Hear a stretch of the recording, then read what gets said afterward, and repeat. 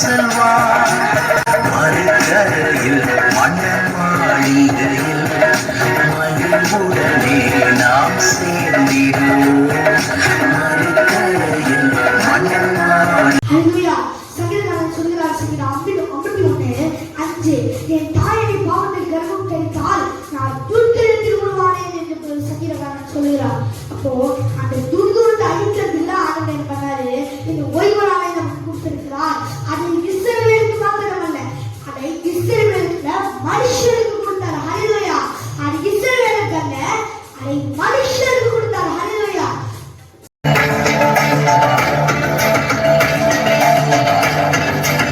ஆயத்த நாளுக்கு பின்னான மறுநாளிலே புதன்கிழமை ஆட்டுக்குட்டியானவர் மரித்தார். அவர் சொன்னபடியே வாரத்தின் கடைசி நாளாகிய 7ஆம் நாளிலே என் ஆண்டவராம் இயேசு கிறிஸ்து அவர் உயிர்த்தெழுந்தார். பூமியின் இருதயத்திலே அவர் 3 நாள் 72 மணி நேரம் அவர் இருந்தார். இது சத்தியம், இது சத்தியம், இது சத்தியம். இதை மாற்றினால் நானும் பொய்யர். இதை அறிந்து கொள்வீர்களாக.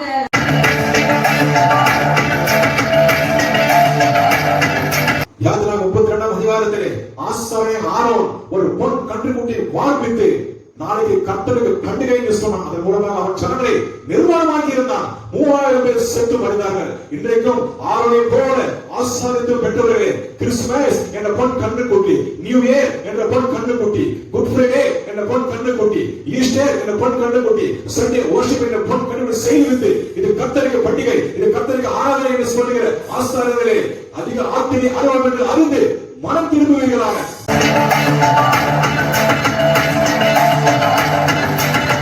என்ன பண்ண போறோம்னா, முதலாவது மோசே எகிப்து தேச இஸ்ரவேல் ஜனங்களை வெளியே கொண்டு வந்த ஆண்டு எந்த ஆண்டு? சரிங்களா? இது வரைக்கும் நாம என்ன பண்ணலாம் கண்டுபிடிச்சிட்டு அதுக்கப்புறம் நாம அப்படியே நம்ம இயேசு கிறிஸ்து பெருகி வந்தோம்னா அதுக்கப்புறம் நாம அப்படியே கொண்டு வந்துடலாம். அதாவது இப்போ இருக்கிறது நாம இந்த சப்போஸ் 2021ஆம் ஆண்டிலே நமக்கு எப்பொழுது நியூ இயர் வரும், எப்பொழுது குட் ஃப்ரைடே வரும், எப்பொழுது ஈஸ்டர் வரும். சரிங்களா? குட் ஃப்ரைடே சொல்லக்கூடாது, ஈஸ்டர் சொல்ல, அதெல்லாம் இவங்கெல்லாம் உண்டு பண்ணி கொண்டது. இந்த இந்த இந்த செய்தியுமே ஒரு 5-6 பாகமாக வரும். அது முடிவில் நீங்கள் அதை அறிந்து கொள்வீர்கள். சரிங்களா? இப்ப நம்ம என்ன பண்ண, முதலாவது ஆதாம் காலத்திலிருந்து மோசே எகிப்திலிருந்து இஸ்ரவேல் ஜனங்களை வெளியே கொண்டு வந்த நாள் எந்த நாள், அதை நாம் பார்க்க போகின்றோம். சரிங்களா? என்னோட நீங்க வேதத்தை நீங்க திருப்பிக் கொள்ளுங்க. எல்லோரும் எடுத்துங்க. ஆதியாகமம் அதிகாரத்தை நாம் எடுத்துக்கொள்வோம். ஆதியாகமம் அதிகாரம். இப்ப நம்ம இது நாம் 3 பிரிச்சுக்கலாம். ஒண்ணு ஃபர்ஸ்ட் ஆதாம்ல இருந்து ஜலப்பிரயாணம் வரைக்கும் எத்தனை ஆண்டுகள் என்று, அதற்கு பிற்பாடு ஜலப்பிரயாணத்திலிருந்து ஆபிரகாம் பிறக்கும் வரைக்கும் எத்தனை ஆண்டு என்று, அதற்கு பிறகு ஆபிரகாமிலிருந்து மோசே ஜனங்களை வெளியே கொண்டு வந்த ஆண்டு. இப்பதான் 3ஆக நாம் பிரித்துக் கொள்ளலாம். 3 பாகங்களை பிரித்துக் கொள்ளலாம். முதலாவது பாகம் நாம் பார்க்கலாம். அதாவது ஆதாமில் இருந்து நோவா வரைக்கும், அதாவது ஜலப்பிரயாணம் வரைக்கும் எத்தனை ஆண்டு, எத்தனாவது ஆண்டிலே ஜலப்பிரளயம் பார்க்க போகின்றோம். சரிங்களா? நாம எடுத்துக்கொள்வோம். ஆதியாகமம் 5வது அதிகாரம் 3லிருந்து 7ஆம் அதிகாரம் 11 வரை இது கொடுக்கப்பட்டு இருக்கிறது. ஆதியாகமம் 5:3லிருந்து ஆதியாகமம் 7:11 வரை நான் வாசிக்கின்றேன். நீங்க வேணும்னா கையில ஒரு பேப்பரும் ஒரு பேனும் நீங்க எடுத்து வச்சுங்க. நான் சொல்ல இந்த வருஷத்துக்கு நீங்க அப்படியே நீங்க போட்டுனாங்க, நான் கடைசியில் கூட்டி போடலாம், கூட்டினா சொல்லிடலாம். சரி, ரொம்ப சிம்பிள் தான். இல்லையா? பாருங்க, நான் வாசிக்கின்றேன். முதலாவது, ஆதாம் 130 வயதான போது தன் சாயலாக தன் ரூபத்தின்படியே ஒரு குமாரனை பெற்று அவனுக்கு சேத் என்று பெயரிட்டான். சரிங்களா? ஆதாம் 130 வயது. சோ நீங்க 1 போட்டு ஆதாம் போட்டு நீங்க 130 வயசு போட்டீங்க. நம்பர் 1 130. சரிங்களா? இரண்டாவது, சேத் 105 வயதான போது ஏனோசை பெற்றான். சரிங்களா? இப்போ சேர்த்து போட்டு நீங்க எத்தனை வேங்க 105 போட்டுங்க. மூன்றாவது ஏனோஸ் 90 வயதான போது கேனேசை பெற்றான். சரிங்களா? இது மூணாவது 90 போட்டுங்க. முதலாவது 130, இரண்டாவது 105, மூன்றாவது 90. நான்காவது பார்ப்போம். கேனான் 70 வயதான பொழுது மகளையோசை பெற்றான். சரிங்களா? கேனான் போட்டு 70 போட்டுங்க. 70. அடுத்தது மகளாலியேல் 65 வயதான போது யார் அதை பெற்றான்? சரிங்களா? அது போட்டு மகளாலியேல் போட்டு 65 போட்டுங்க. அடுத்தது யாரு 162 வயதான பொழுது ஏனோக்கை பெற்றான்? சரிங்களா? யார் அது போட்டு 162 போட்டுங்க. அடுத்ததாக ஏனோக்கு 65 வயதான போது மெத்துசேலாவை பெற்றான். ஹல்லேலூயா. ஏனோக்கு போட்டு 65 போட்டுங்க. அடுத்தது மெத்துசேலா 187 வயதான பொழுது லாமேக்கை பெற்றான். சரிங்களா? மெத்துசேலா 187 நீங்க போட்டுங்க. அடுத்ததாவது ஆதியாகமம் 5ஆம் அதிகாரம் 28வது வசனம். லாமேக்கு 182 வயதான போது ஒரு குமாரனை பெற்று, சரிங்களா, அவனுக்கு நோவா என்று பெயரிட்டான். அப்பொழுது லாமேக்கு போட்டு 182 போட்டுங்க. அது கடைசி ஆதியாகமம் 5ஆம் அதிகாரம் 38 நோவா 500 வயதான போது சேம், காம், யாபேத் என்பவர்களை பெற்றான்.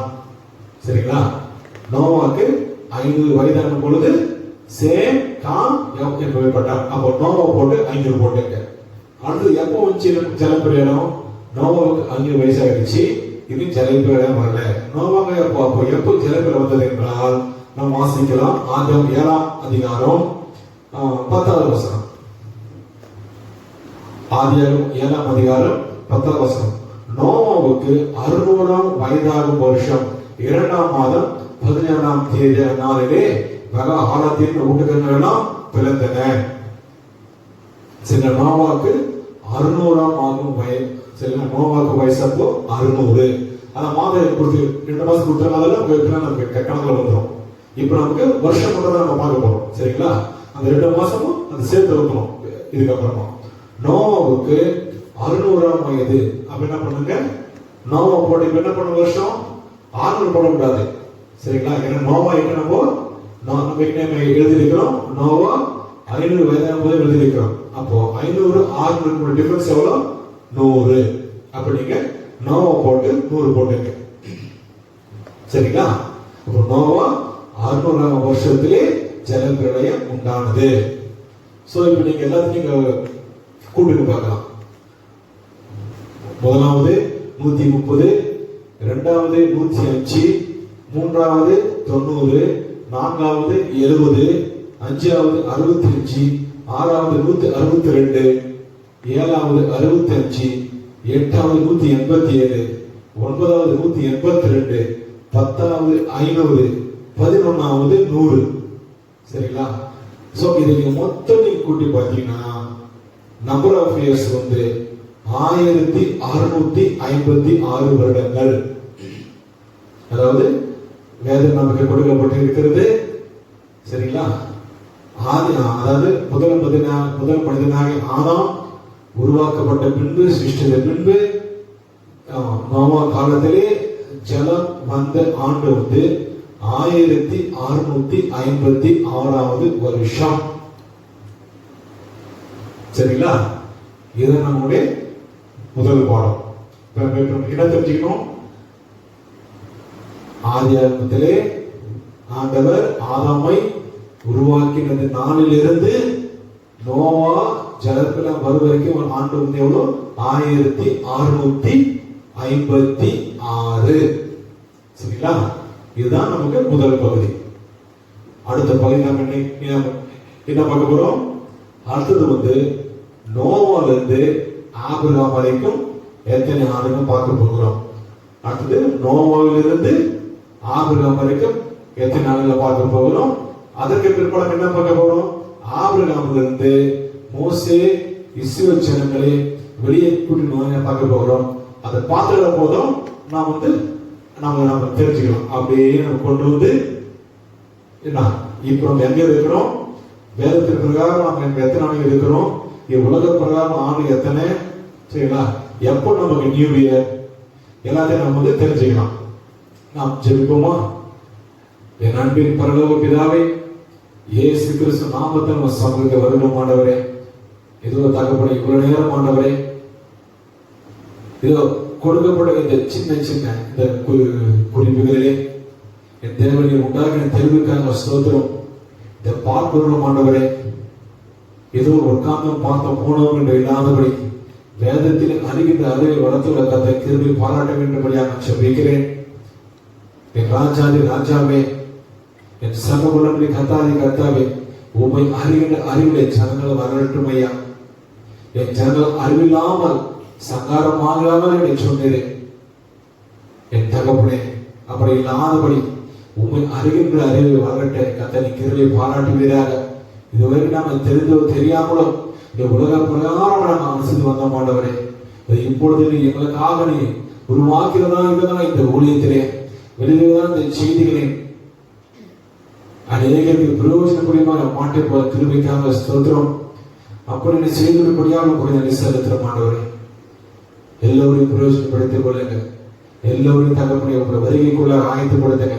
ஒருவரும் கெட்டு போகாதபடி, ஒருவரும் உங்களுடைய வேதத்தை மீறி போகாதபடி தகப்பன் நீதாமே அவர்களோடு பேசும் ஆண்டவரே, அவர்களோடு பேசும் ஐயா. கல்லாய் இருந்த கத்தை கரைப்பீராக, உங்களுடைய பிரமாணங்களை எழுதுவீராக, உங்கள் நாட்டை எழுதுவீராக, உங்களுடைய வருஷங்களை எழுதுவீராக. என் ஆண்டவரே, நோக்கி நாங்கள் சொல்லிக்கிறோம் ஐயா, ஒருவரையும் விடாதிருப்பீராக. எல்லோரையும் கத்தை நீ சேர்த்துக் கொள்ள ஆண்டவர். இயேசு கிறிஸ்து நாமத்தில் சொல்லிக்கிறேன் எங்கள் நல்ல